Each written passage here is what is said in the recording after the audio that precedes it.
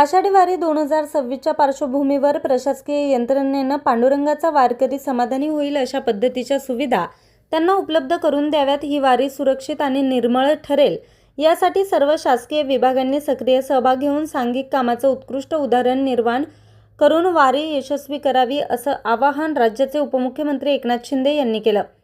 शासकीय विश्रामगृह येथील सभागृहात आयोजित आषाढी वारी अनुषंगानं आढावा बैठकीत उपमुख्यमंत्री शिंदे मार्गदर्शन करत होते।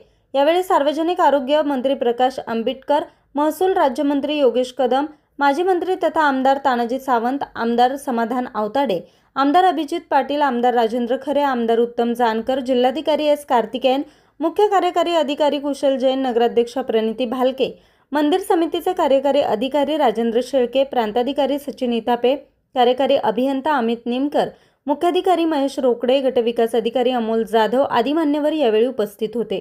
न्यूज रिपोर्टर हनुमंत मस्तूद, आज 24 तास, माढा।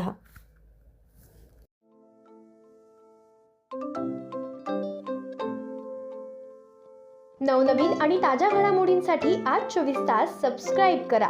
त्याचबरोबर बेल आयकॉनवर क्लिक करा आणि मिळवा आमच्या बातम्यांच्या नोटिफिकेशन्स। तसेच आज 24 तासची प्रत्येक बातमी आपल्याला कशी वाटली हे कळवा, लाईक करून, कमेंट करून आणि आमच्या बातम्या शेअर सुद्धा करा।